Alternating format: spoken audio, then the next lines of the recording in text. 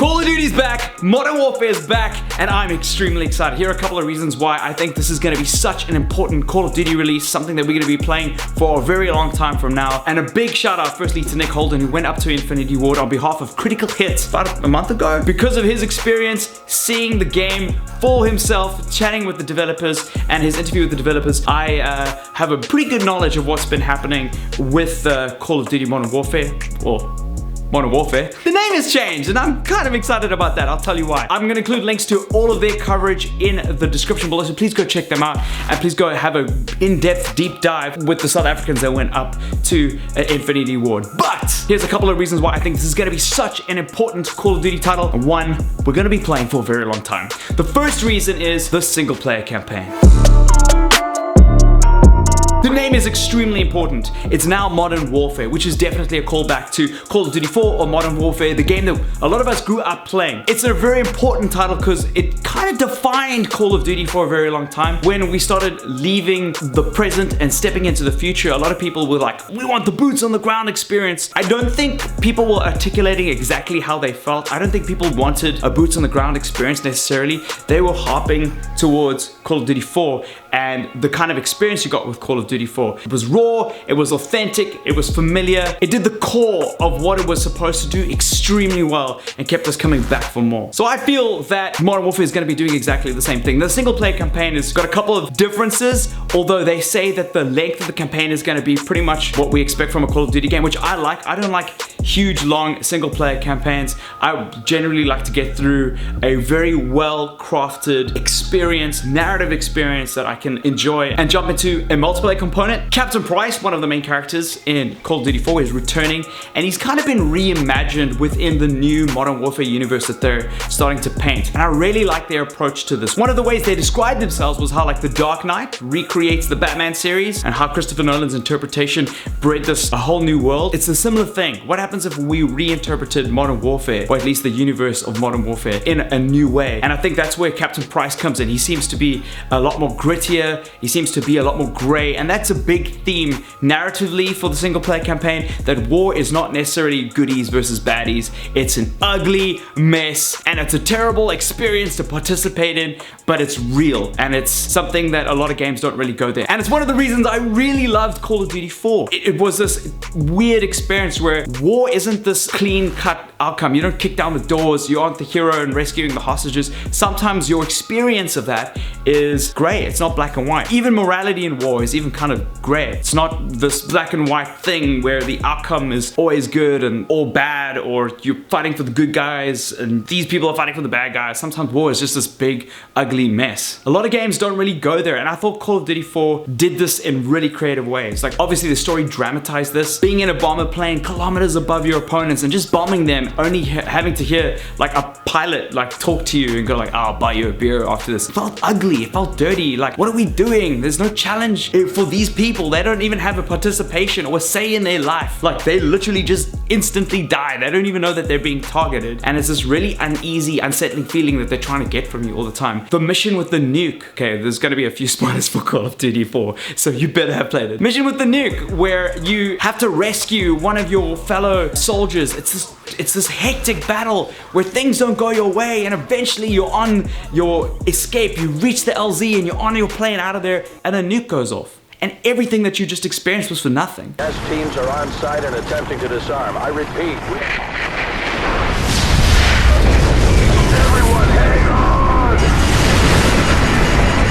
So this is really like an unsettling feeling that things aren't gonna go well and war is this really ugly place. Just so that if you didn't get that loud and clear with the mission narrative, every time you died, really thought-provoking quotes came up about how dark war is. It's not this comfortable place. Weapons that get manufactured for the soldiers are from the lowest bidder. Like, I mean, that kind of thing is just, it was eye-opening for me to see a game instead of having like these superheroes that, you know, that jumping in there. It's just that you are a soldier on the ground and your mission isn't necessarily gonna come out the way that you wanted to. Breaking into the TV station, that wasn't the outcome that you wanted at the end of that mission. I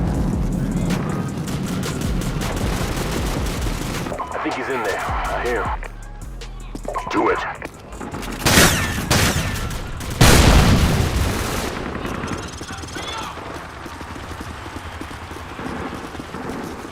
Clear! clear! Room clear!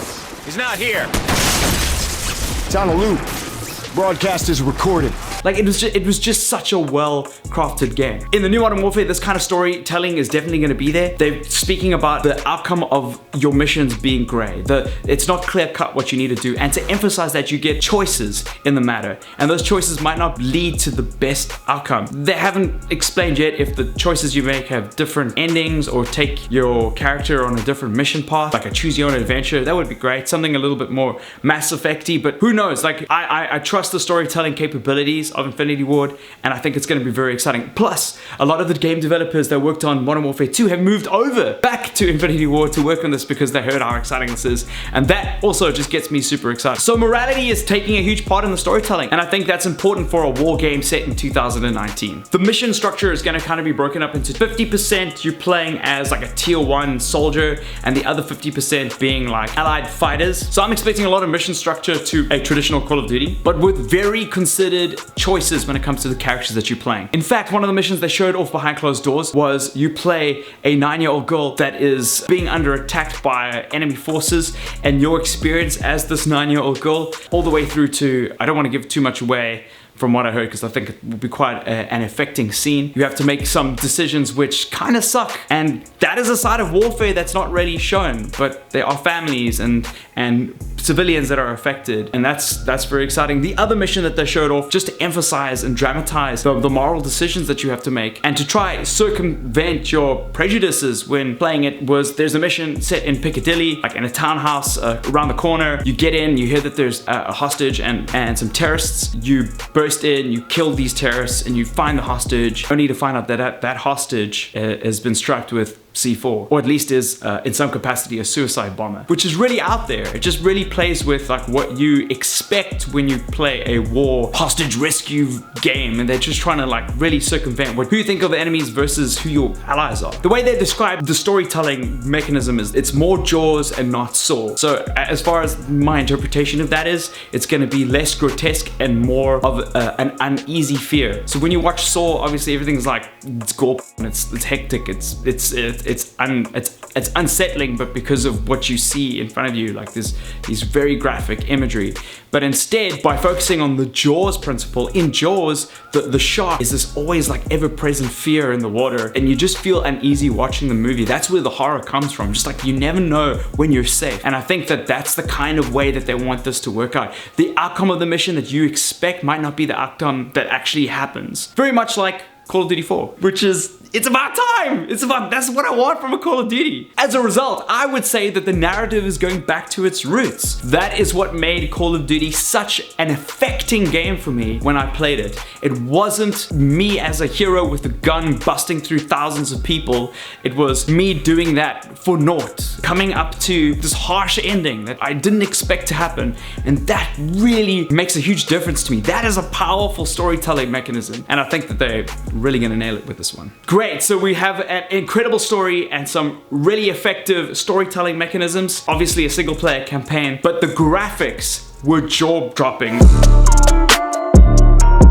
They said what they saw was on PlayStation 4, and he just shouted no at the developers. Some of the things that he described are incredible. They're using this thing called photogeometry, which is a method of capturing real life objects and bringing them into the game. So they can scan in a tank or scan in a broken wall and drag and drop it into this real world, which means that what used to take them 2 days to render is now taking them 2 hours. So this world is just ridiculously detailed, and that obviously brings the storytelling to life when you have like the set with all of this drama unfolding just looks so much richer. You're gonna have a much richer experience. I'm very excited to see where this goes in future Call of Duties as well, and what this means for the multiplayer. Who knows? I'm really excited to see it, and also just the detail on the weaponry and stuff. That I want to see it with my own eyeballs. The lighting has also been improved. Apparently you can see just like ray tracing like pop through like dust, and that's a massive part of video rendering. How light falls on your subjects makes a huge difference. In fact, they said that the facial technology for the characters will sweat, it will blush as they get hotter and as they progress through a mission, and just, you know, it just as they get worn. Like they're really focusing on a lot of detail in this that really brings back the immersion to the storytelling and into the world. It's so detailed, in fact, that what you see currently in a modern Call of Duty game is 5 million pixels per frame that they're able to render, but now they're able to render 16 million pixels, which is bonkers. And remember, this is all happening on a PlayStation 4 Pro. So, and I think Call of Duty needed this for a very long time, and by dropping all this brand new visual technology, they're able to bring Call of Duty back to life, resuscitate this universe into something that I've never seen before. You know, I remember the huge step that Call of Duty 4 had with graphics and just like the spectacle, the grandiose scenery, and events that happened, and how they brought it through on an Xbox 360. Blew my mind. You know, this is gonna be like on that level. We're gonna see Call of Duty again for the first time. You know what I mean? Like, I'm really excited. Lastly, one of the biggest and most important improvements is audio.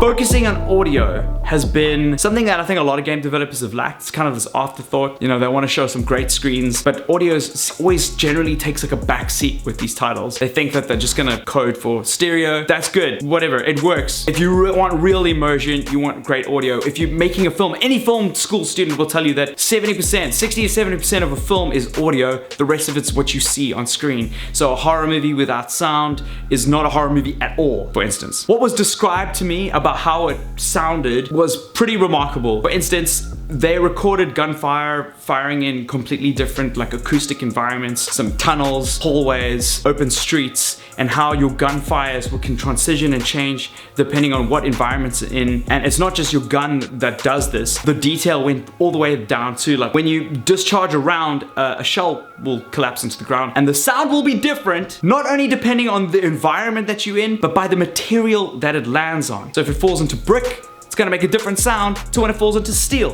What? That is remarkable, and it's the changes that I've wanted to a Call of Duty. A lot of people in the past have been complaining about what they expect from a COD game, and just to me it's these obscure things like boots in the ground. What does that mean? What does boots in the ground mean? It's just like, that's not how I think we should be describing what we want from a COD game. What we want from a COD is a great experience, and that great experience is what experienced Call of Duty developers that have made our favorite Call of Duty games, when they get their heads together and understand why we play COD, they know better than we do. And I've always said that like Black Ops 3 was such a great game, and for a lot of people that was their first Call of Duty. My first Call of Duty was Call of Duty 4. That was the defining Call of Duty for me. It was this cornerstone, and it obviously evolved into what it is today with mixed opinions. I've loved every Call of Duty for a different reason, and why I'm particularly excited about this one is that it's kind of like starting a new chapter with the COD that I fell in love with. I think from a storytelling perspective, some of the later CODs lost a lot of that spirit, and it means a lot to me that the developers are going back to that. Having that attitude to war in a video game is brave. It's a medium that can very quickly glamorize warfare or make you feel like a superhero, but to basically circumvent that is rare. It's happened in a handful of games since. Some have been more affecting than others, but to me the king of it has been COD 4. So Modern Warfare, I'm excited. I want more information. I'll as soon as I get some more, I'm gonna be making some more videos for you guys. Make sure that you check out the description below to check out Critical Hits articles. Also, if you guys are in South Africa, I think there are gonna be some pre-order bonuses. Once I get that information, I'll actually link it in the description for you. There seems to be some exciting stuff happening, particularly at BT games. They often have something, but I'll do that for you guys and make sure that information is there for you. If you guys are picking up COD this year, let me know in the comments below. I'm gonna hang out there and spend some time with you guys. I really want to get as much of your opinion as possible. This is not just a one-way dialogue to you guys. I want to hear what you guys think. How many of you guys played Call of Duty 4? If you missed it, you guys are gonna be so lucky to play this for the first time. You might want to go back to Modern Warfare Remastered and just take that for a bit of a spin and get through the single player campaign, because it's so good. It is so good. This could be a watershed moment for Call of Duty, so very hyped. Anyway, see you guys in another video. Up, I'm a stranger. Cheers.